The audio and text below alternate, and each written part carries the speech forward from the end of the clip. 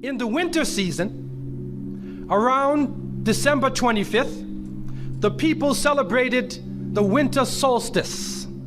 And so the winter solstice would come about somewhere from December 21st all the way to around January 6th or so. And so the people of the north would celebrate different holidays, have different occasions based upon the winter solstice. In the wintertime, there is a period where there is no light. You are literally in darkness 24 hours of the day. And this stretches for a period of time. Now, could you imagine if you're living in Alaska or living in Canada or living in Norway and you don't have central heating and the cold is outside, it's darkness around you. People are dying from disease. It's a terrible time, and every family would probably lose somebody, or they would know of somebody dying from the cold and disease during that season. This is the winter solstice. And so when the sun starts to come out, the people now are looking at the sun as a life-giving force. And so during that time, a number of ceremonies were held in northern countries. In the far north was the Feast of the 12 Nights, which stretched from December 25th to January 6th. Also in ancient Greece, there was the Bacchanalia, which was held for their god Bacchus, the god of wine and sport and play. The Romans had the Saturnalia for their god Saturn, their main sun god Saturn. And so you find during these times that the people held ceremonies in the north. They would burn bonfires. The light was important, the fire, because the fire represents the light, the life-giving force for those who worship nature. Also in the north, they recognized that there was one tree that despite the cold would still remain alive, the evergreen tree, the fir tree. And so in some cases they would take this fir tree, believing that there was powers of life within the tree, and they would put it in their homes, set it there and put a light on the top of it, or burn them in the front, or they would make mistletoes and put them over their doorways, a type of what we would call ta'weez or tamima. It is an amulet. And they would hang the amulet over their doors, hang the amulets in their home, hoping that this fir tree, that this so-called life-giving force would protect them from the danger of the winter. And so their ceremonies developed around this. And this went on for hundreds of years. We also find in the ancient northern countries, and the Druids of the north, they carried out special ceremonies surrounding the mistletoe and surrounding the fir tree and the beliefs, and they would meet within circular areas. And they had a secretive cult that spread throughout the far northern countries. One of the interesting individuals, and you can look this up if you can find it in the dictionaries or encyclopedias, is a man called Mithra or Mithras.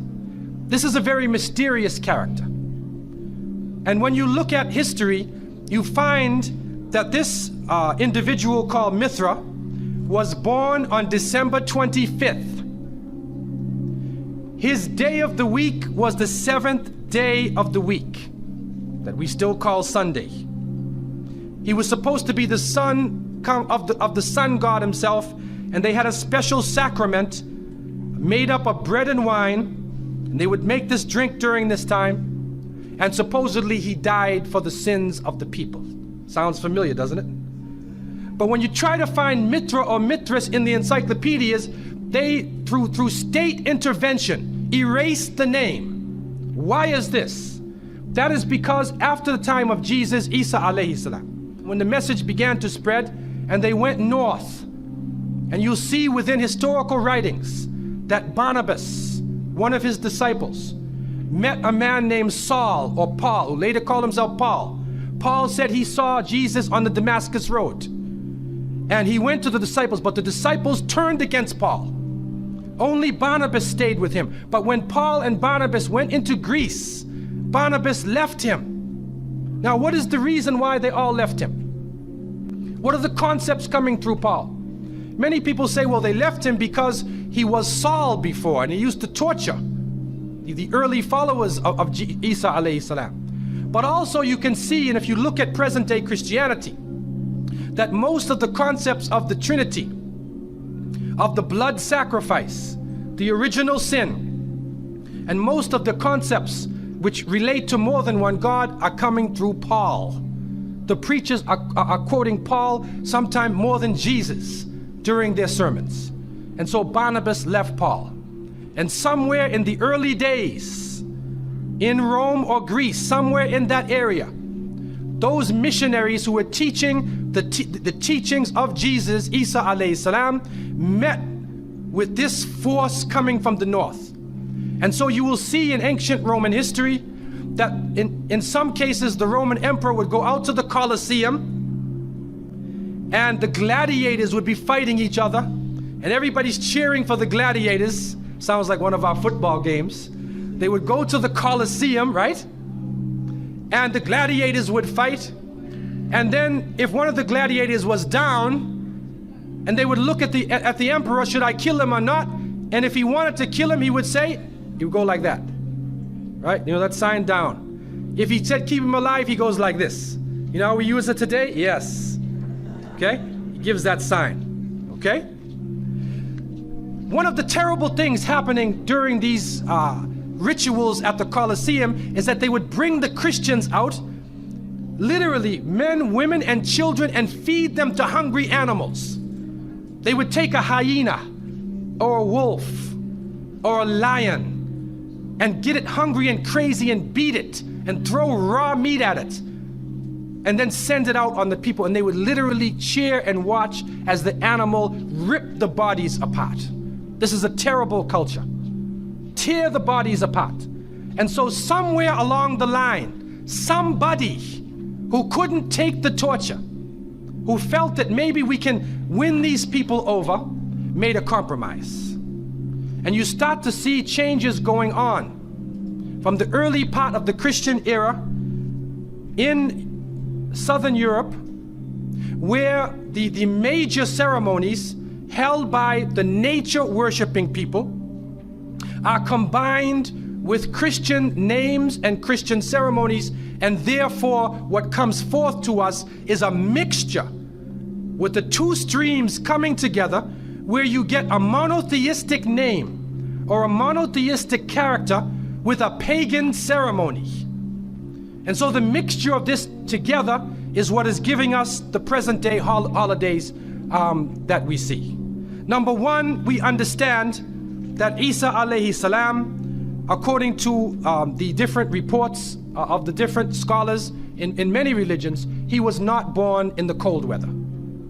History shows us that he was born during the warm weather.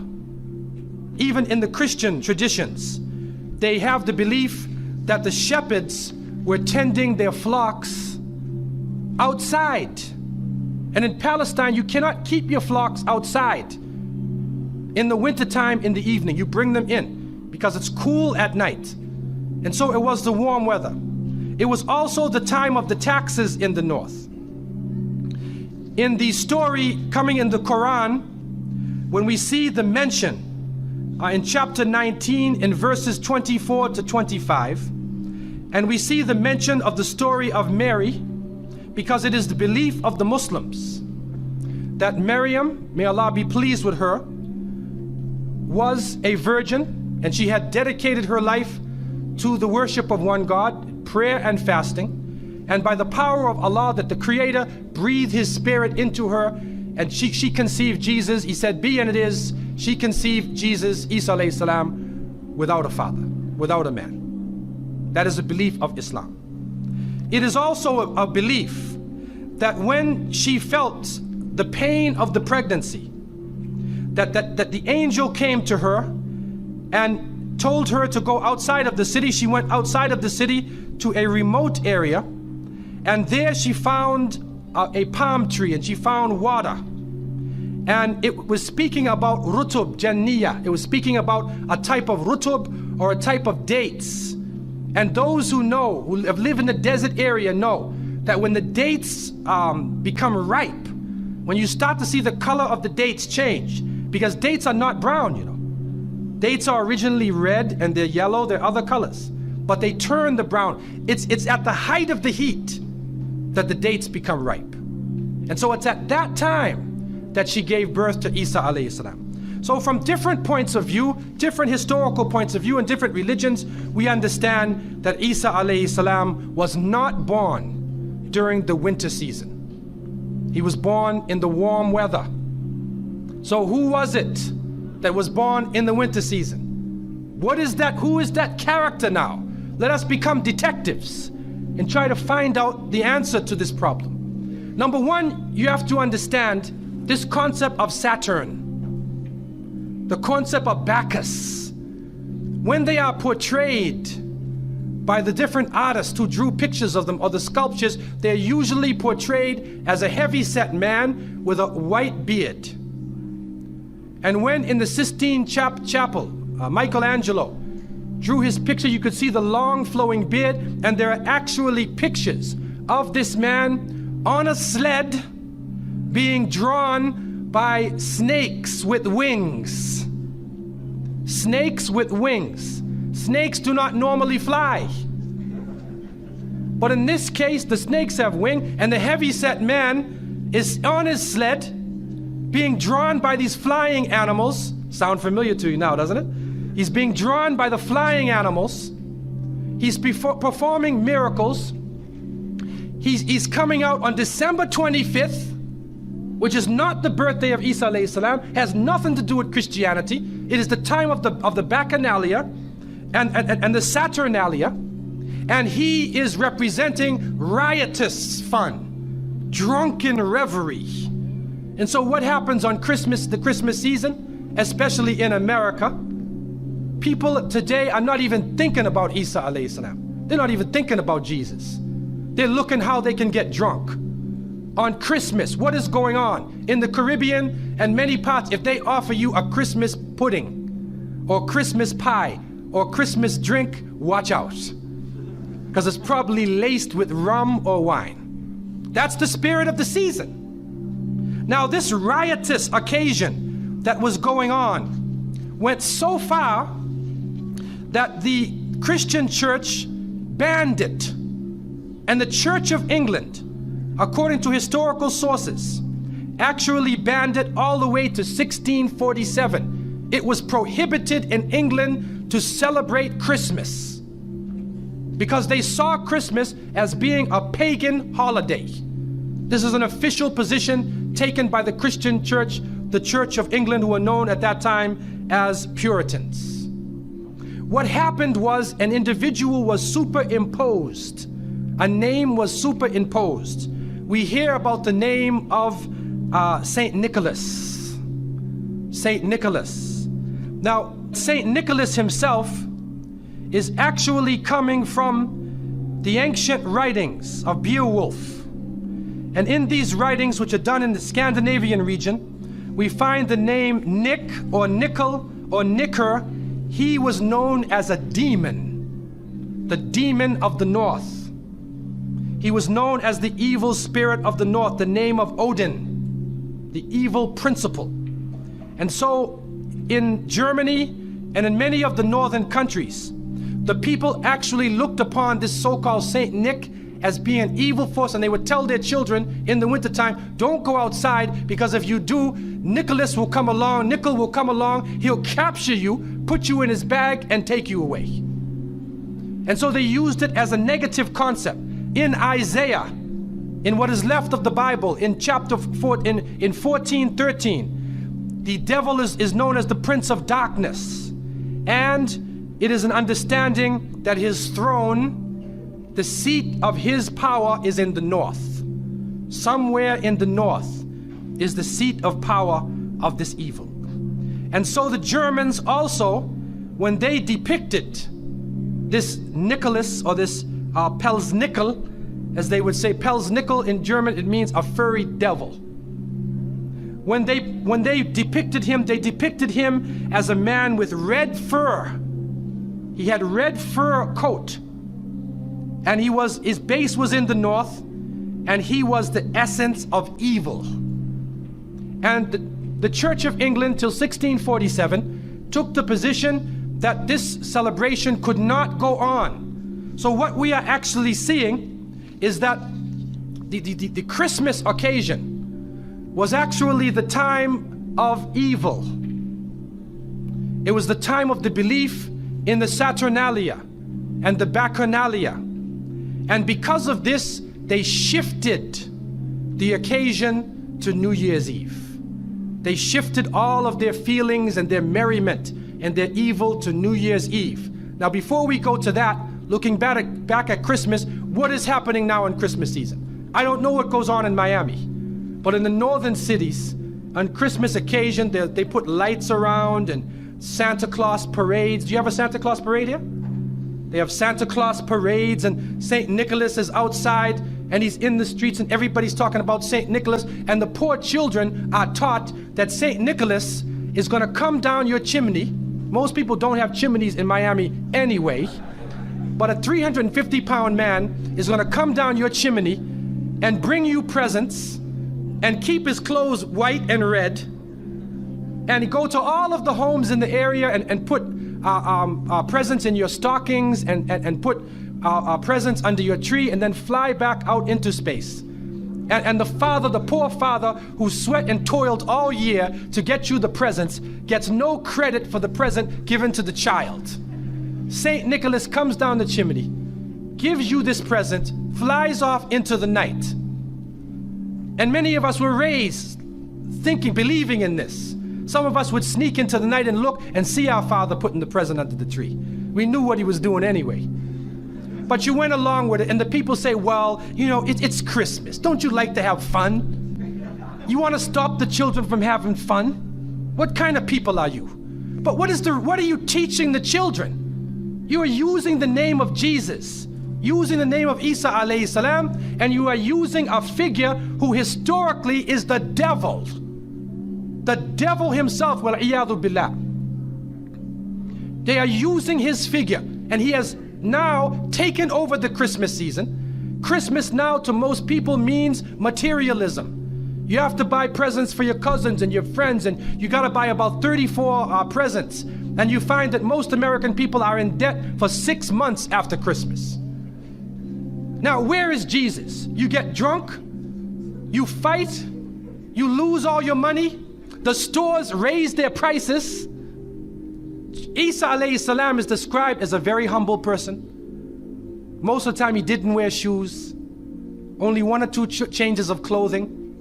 A very simple person, eating very simple food, fasting most of the time.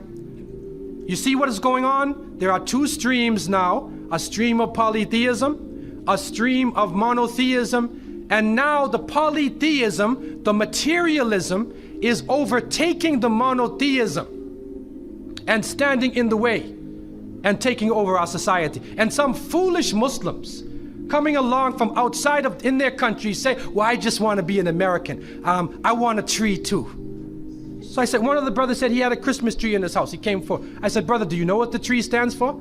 He said, no. Okay, I'll get a palm tree with dates. I'll make it halal, a halal Christmas tree. But brother, you have to understand what it means.